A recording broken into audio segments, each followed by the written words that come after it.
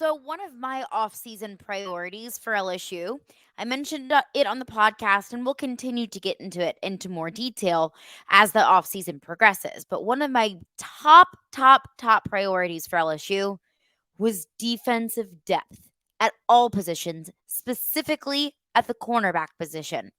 So, what has LSU been up to in order to address that offseason need? We'll get into all of that, plus so much more on today's edition of Locked On LSU. You are Locked On LSU, your daily podcast on the LSU Tigers. Part of the Locked On Podcast Network. Your team every day.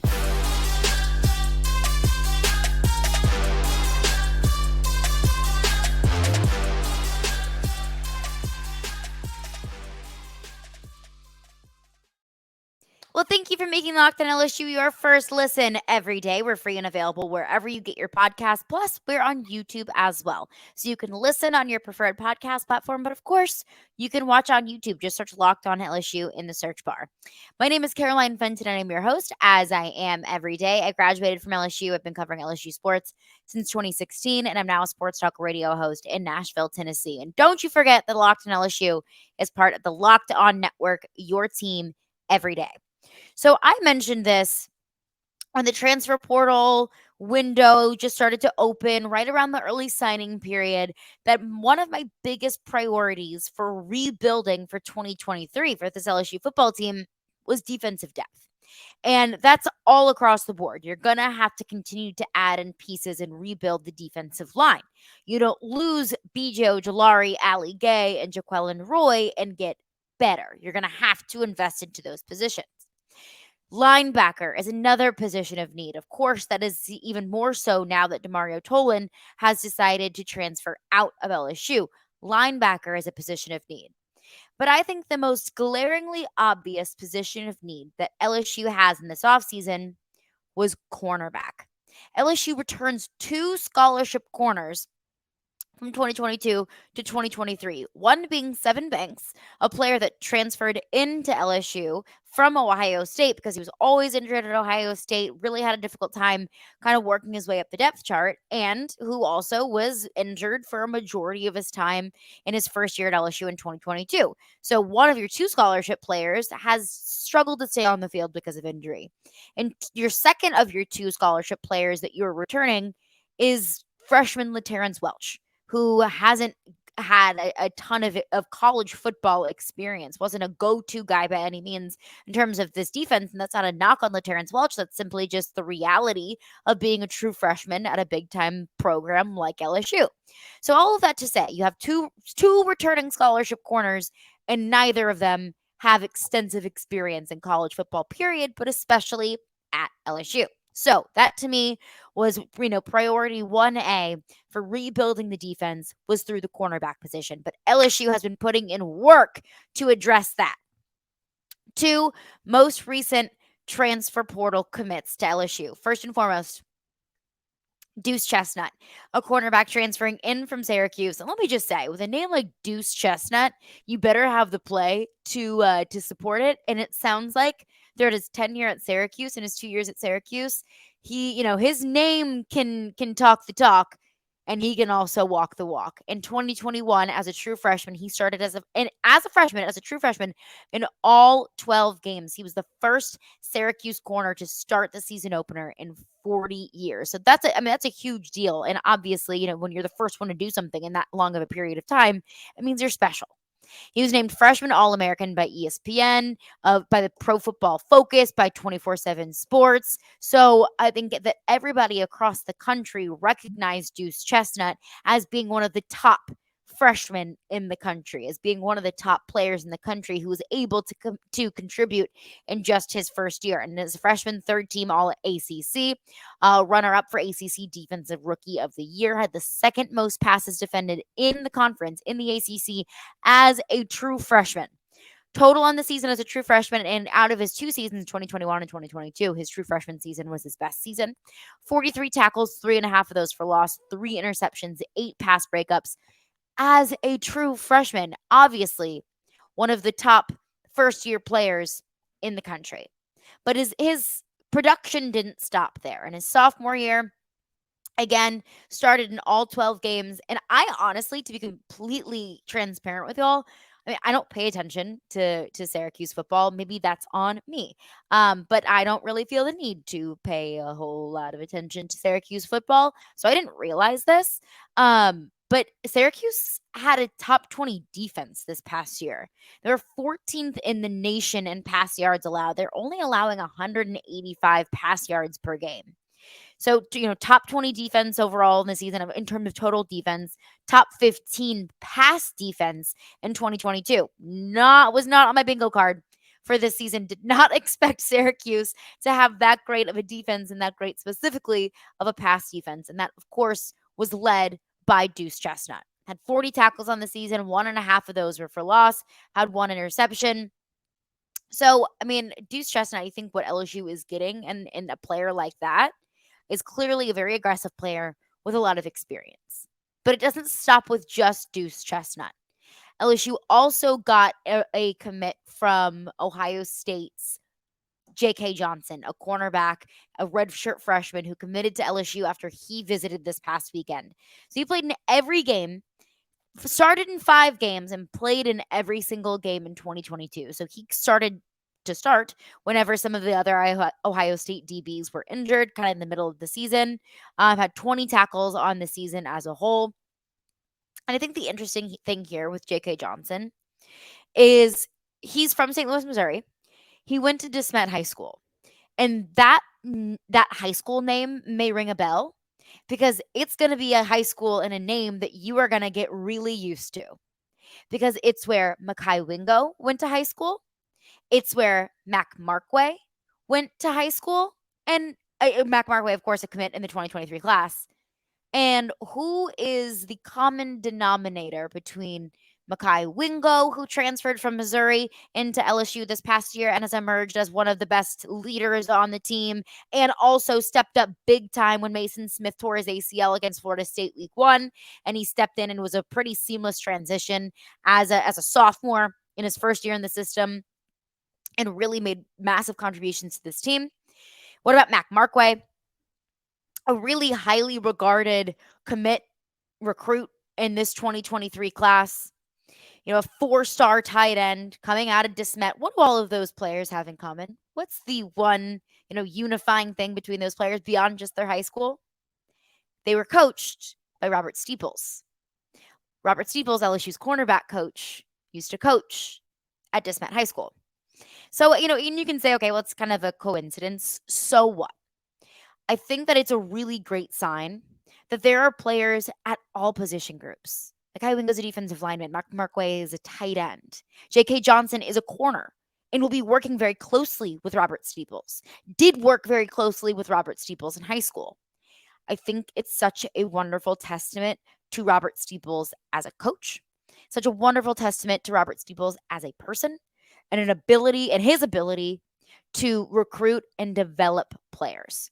Because I just named 3 players right there, one of which already made their decision to come to LSU. 2 have decided to come to LSU, and I have to believe it's because of Robert Steeples. So while it's really good to get those players into the program, because LSU needs depth, LSU needs experience at the cornerback position, it's also really nice to know that those coaches that will be coaching those guys that are coming in where they need depth and they need experience, that these guys are bought into him. That these guys will transfer from wherever they went to college to be back with their high school coach because that's how much they believe in them. And if Mekhi Wingo is any testament to that belief and to, the system that these guys played in high school, I think that you can feel really, really encouraged about it moving forward.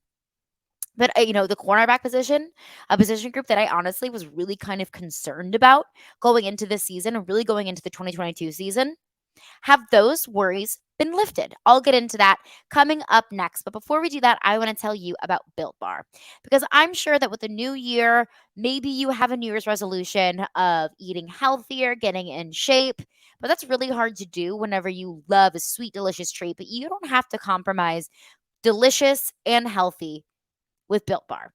So we just got through the holidays. I know you want to eat healthier, and Built Bar makes it so much easier to do that because healthy is actually tasty.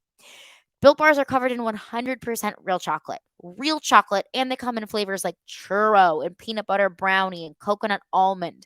Flavors that don't sound healthy, but they absolutely are. Only 130 calories and 4 grams of sugar with a whopping 17 grams of protein. Now, you don't need to wait around to get a box.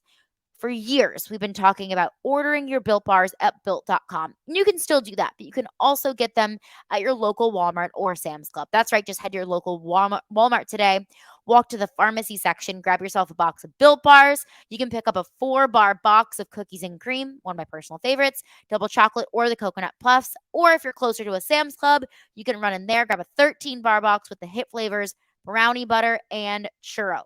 Delicious. You can thank me later. That is built.com. Check out Built Bar. Well, thanks for making Locked on LSU your first listen every day. Make sure you check out our brand new podcast, Locked on College Basketball. Everything that you need to know about college basketball all in one place. Plus, hear from the big name experts, insiders, coaches, and players. Locked on College Basketball, available on YouTube and wherever you get your podcasts. So I just mentioned, the cornerback position for LSU going into 2022 was a major concern of mine. Rightfully so. LSU going into 2022, Brian Kelly and this entire recruiting staff, this entire coaching staff had to pick up whatever pieces they could. And that's no disrespect to the corners and the defensive backs that Brian Kelly and company collected for the 2022 season. But it was really like this coaching staff went into 2022 and thought, let's find the best players that we can that are bought into this system that can come in and help us right away. But also understanding that we cannot be overly picky because LSU just needed bodies. LSU just needed players.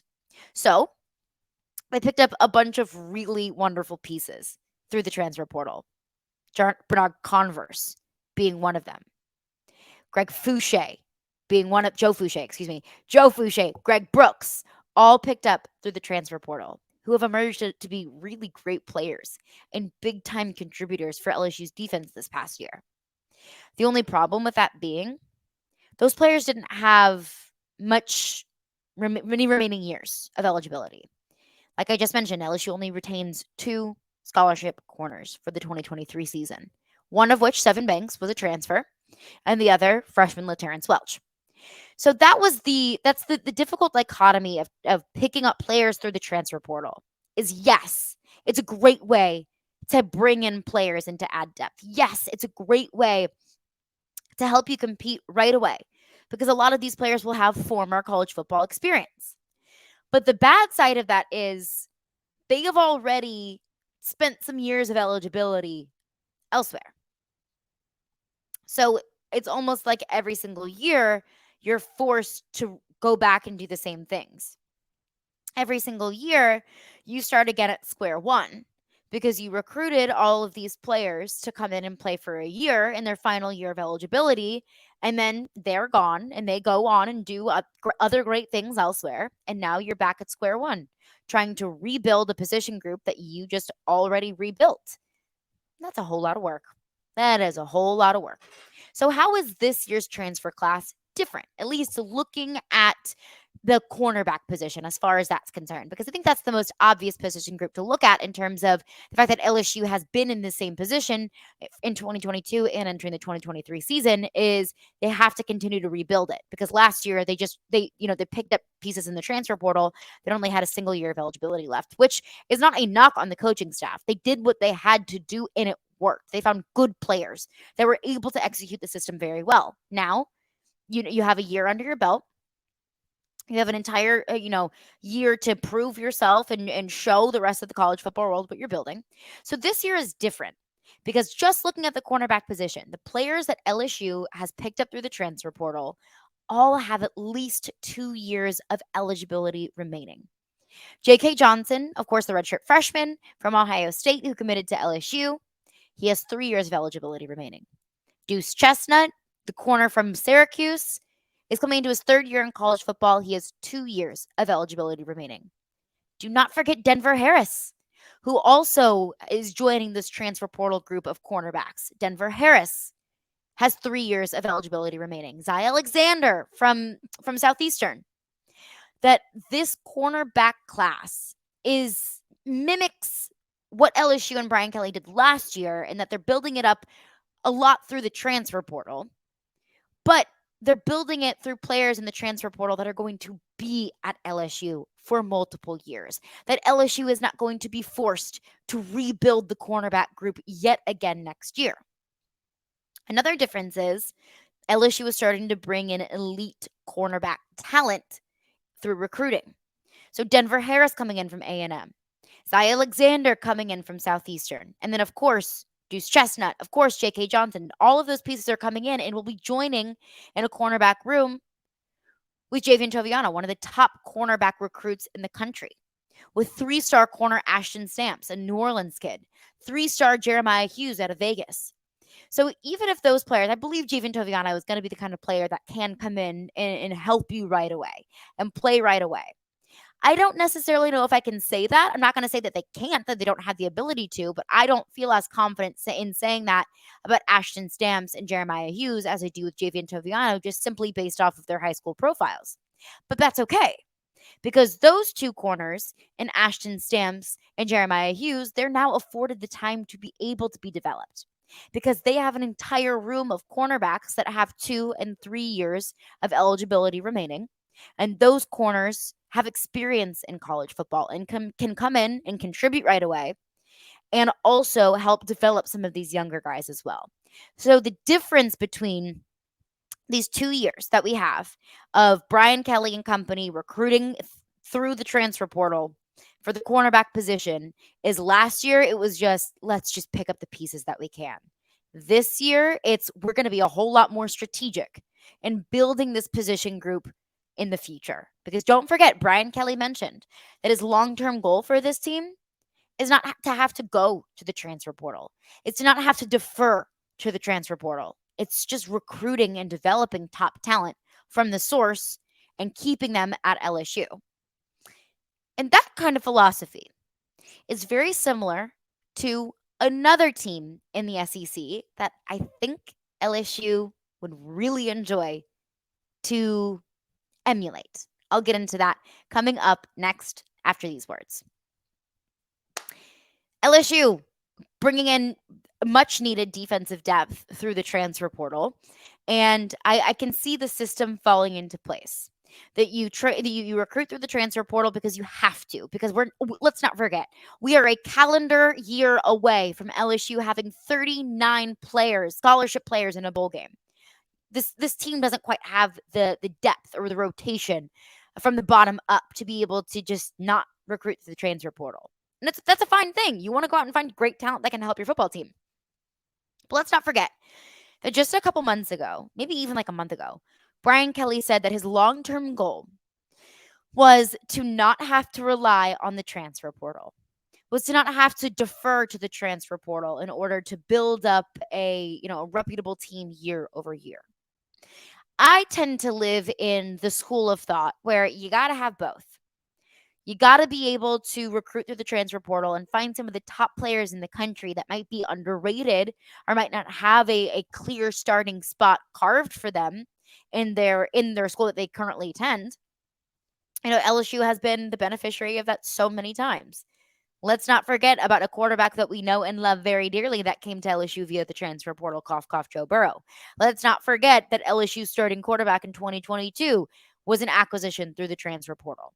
There are so many benefits of recruiting through the transfer portal, but you can't just do that, because then you're left where LSU is left at the cornerback position, re-recruiting every single year because all of your guys are either going to the NFL or only have 1 year of eligibility remaining. So you also have to recruit. You also have to find the top talent from high school, get the 4 and 5 stars into your program, get them developed.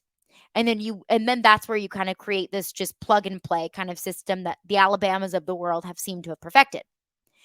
But Brian Kelly's philosophy moving forward is to not have to rely on the transfer portal. That also is something that we have seen come to fruition at Georgia. Georgia didn't have a single player transfer out of the program. Georgia has gotten to the point in the Kirby Smart regime where they no longer have to defer to building up talent via the transfer portal. And that doesn't mean that I think that Kirby Smart thinks that he's above the transfer portal. That doesn't mean that I don't think that Georgia won't go out and find elite talent via the transfer portal. It just means they haven't had to. And if you watched the national championship last night, that's the kind of success that I want my team to have. The biggest margin of victory in bowl history, which that was really fun that LSU had that reputation, that record for all of a week when Georgia beats TCU 65-7 and LSU beats Purdue 63-7. That was really short-lived and fun while we had it. Anyways, I want to follow that kind of system. I highlighted on the podcast yesterday what I think the blueprint has been for Alabama and for Georgia to be the kind of teams that are back every single year and competing for a national title every single year, being in the conversation for a national title every single year. And some of those teams had elite quarterbacks. Some of those teams had elite defenses. Some of them had game manager quarterbacks. But the one theme that that was consistent throughout all of Alabama's great teams, through Georgia's national championship winning teams in 2021 and 2022, was that they have elite talent from the top to the bottom. That you can have a great team one year, and when all of those players leave to go wherever they go, the next year, well, we'll just bring in that other guy who also was a 4 or 5-star recruit and also can, play at a very high level in college football. That's the difference. So what can LSU be in 2023? Now that LSU and Brian Kelly are starting to work up a talent pool, and they're starting to get to the point now that Brian Kelly has a year underneath him. He has 2 recruiting classes that he's brought in, 2 transfer portal classes that he has brought in and will continue to bring in for the 2023 season. How has that set up LSU for success that more mimics maybe the Alabamas and the Georgias rather than the success or lack thereof that LSU had in 2020 and 2021? There are way too early rankings and way too early Vegas odds for the College Football Playoff National Championship in 2023. But I still think it's pretty encouraging. I still think it's a wonderful testament to what Brian Kelly and the entire coaching staff did in 2022. Now, all of that being said, I understand, and I've said it so many times, success is not linear. Just because you have an outstanding year one does not mean that you'll have an outstanding year in the following year. Let's not forget, Kirby Smart brought the Georgia Bulldogs to the national championship in 2017, and they didn't make it back there until 2021 when they won it all. They had a 4-year hiatus where Georgia wasn't in the college football playoff conversation. So success is not linear. You don't build upon success every single year. Of course, ideally you would, but that's not necessarily the case. That's not necessarily realistic. But looking at the odds and looking at how the rest of the college football world views LSU, going into the 2022 season, LSU had plus 7,500 odds to win the national championship. Plus 7,500. This year, the way too early odds, and I know it's January 10th, 2022. The 2023 season doesn't kick off for another 7 months, 8 months, however long it is. But LSU already has considerable better odds via Vegas than they did last year. And I know that you could take that as meaning nothing. But I think it's at least something tangible that we can look at to say, look at the improvements this team has made year over year. From plus 7,500 odds preseason to win the national championship to now plus 1,400. Still pretty steep odds, but it's improvement. I look at the way too early college football rankings for 2023. I don't even think LSU was ranked preseason last year. Now LSU, depending on whatever, way too early ranking you see, or the one that you subscribe to, LSU's top 10. Everybody is looking at LSU to make those improvements in 2023, to be in the conversation in 2023. I'm not saying that LSU is all of a sudden Alabama or Georgia after 1 year of Brian Kelly and bringing in a really good recruiting class and bringing in a ton of talent via the transfer portal. But what I am saying is when everybody else in college football has taken notice to what this coaching staff has done, the changes they have made and the talent they have brought in, It's worth looking at. And to me, it's a really good indication that this program is on the right track. It doesn't happen overnight. It's really not easy. But Kirby Smart's been at Georgia since 2016. That didn't happen overnight. And now Georgia became the very first team in college football playoff history to win back-to-back national championships. Sometimes things take time. But to me, where it stands right now, what I'm seeing from the outside looking in, LSU's on the right track. But that's going to do it for me today. Thank you for making Locked On LSU your first listen every day. Make your second listen today the brand new podcast, Locked On College Basketball. Experts Isaac Shade and Andy Patton bring you everything that you need to know on and off the court. Plus, hear from big name experts, coaches, and players throughout the college basketball landscape. Locked On College Basketball, available on YouTube and wherever you get your podcasts.